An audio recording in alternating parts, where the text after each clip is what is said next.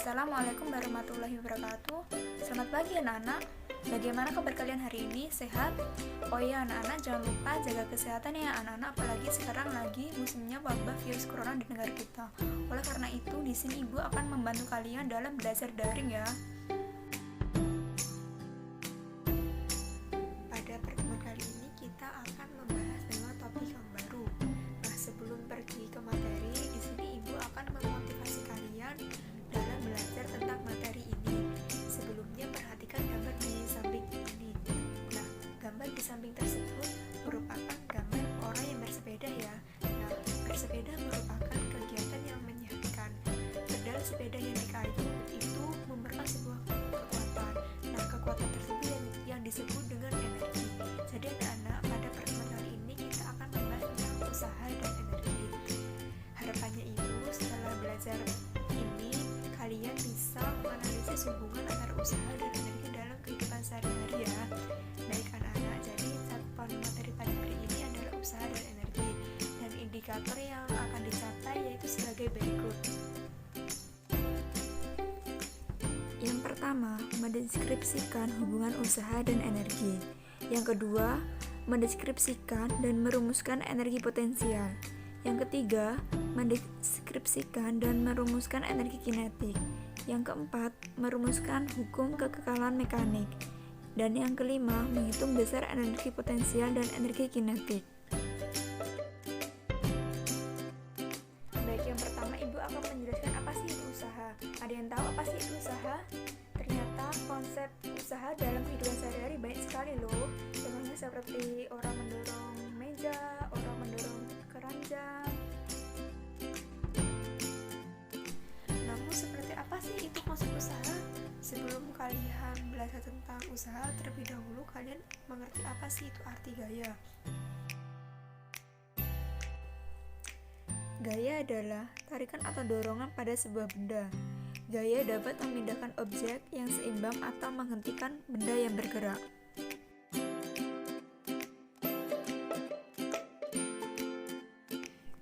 Gaya juga bisa mengubah kecepatan dan arah benda yang bergerak.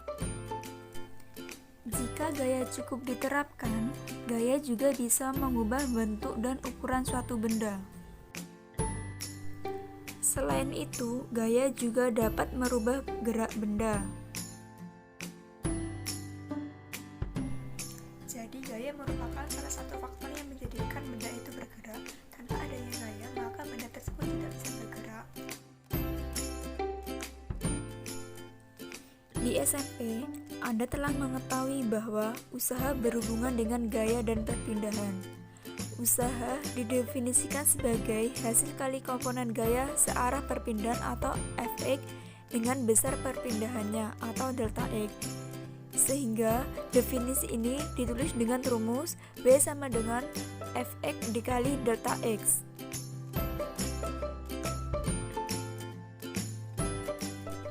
Contoh usaha berdasarkan arah gaya.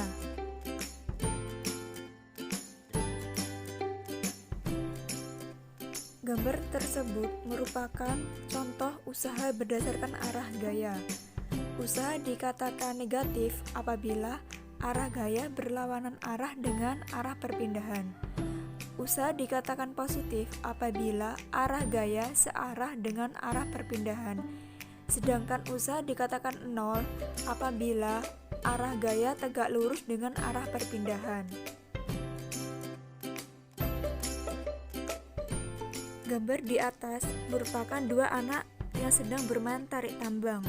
Maka usaha yang telah dilakukan memenuhi persamaan W sama dengan sigma F dikali S atau W sama dengan F1 plus minus F2.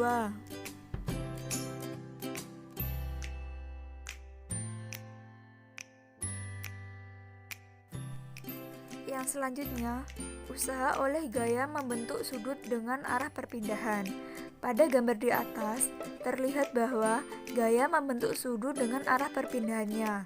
Maka, besar usaha orang tersebut memenuhi persamaan W sama dengan F cos theta dikali S.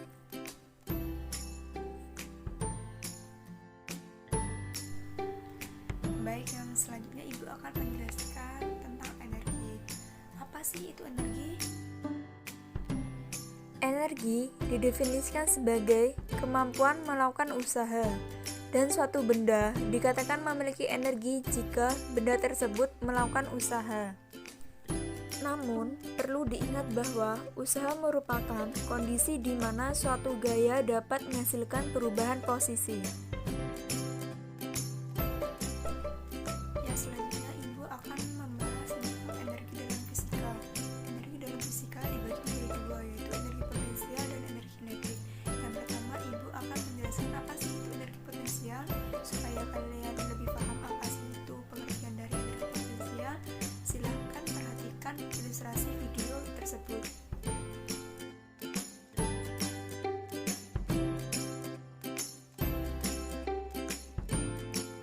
Sebelum buah kelapa jatuh dari pohonnya, buah kelapa tersebut mempunyai ketinggian tertentu dari tanah, sehingga bisa dikatakan bahwa pohon kelapa yang jatuh dari pohonnya itu mempunyai energi potensial karena mempunyai ketinggian tertentu dari tanah. Sehingga energi potensial merupakan energi yang disebabkan oleh posisi benda. Semakin besar ketinggian posisi benda, maka energi potensial benda juga semakin besar. Sehingga energi potensial dapat dirumuskan EP sama dengan M dikali G dikali H, di mana M itu massa jenis benda, G percepatan gravitasi, dan H itu ketinggian.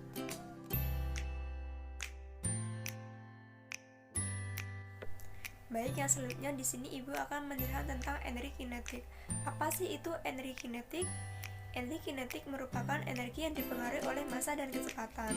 Nah, energi kinetik bisa dirumuskan sebagai EK sama dengan mv kuadrat, di mana M itu massa dan V itu kecepatan. Supaya kalian lebih paham mengenai pengertian dari energi kinetik, marilah kalian simak ilustrasi video di samping ini.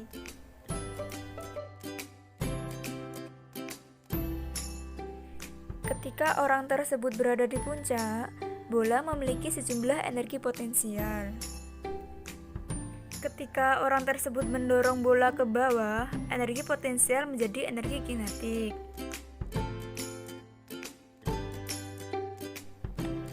Yang selanjutnya Ibu akan menjelaskan tentang pengertian dari energi mekanik. Apa sih itu energi mekanik? Energi mekanik merupakan energi yang dimiliki suatu benda yang berkaitan dengan posisi dan gerakannya. Jadi, supaya kalian lebih paham mengenai pengertian dari energi mekanik, silahkan perhatikan ilustrasi video di samping ini.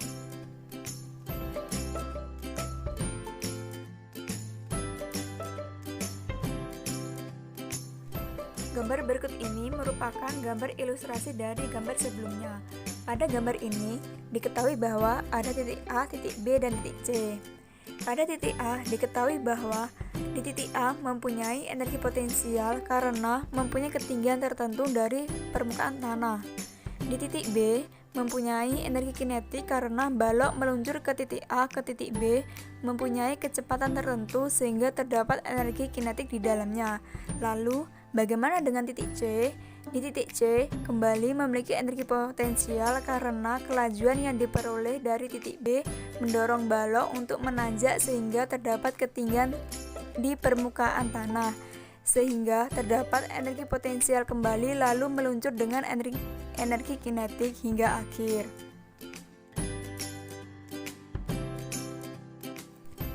Sehingga dapat diketahui bahwa energi mekanik merupakan penjumlahan dengan energi potensial dan energi kinetik.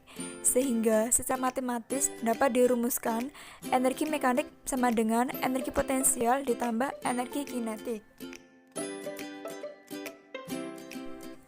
Karena besar energi mekanik pada setiap titik adalah sama, sehingga dapat dituliskan energi mekanik 1 sama dengan energi mekanik 2. Dapat dituliskan kembali energi potensial 1 ditambah energi kinetik 1 sama dengan energi potensial 2 ditambah energi kinetik 2. Baik, untuk memfahamkan kalian tentang materi hari ini, di sini Ibu akan memberikan contoh soal yang mengenai tentang energi potensial dan energi kinetik, yaitu sebagai berikut.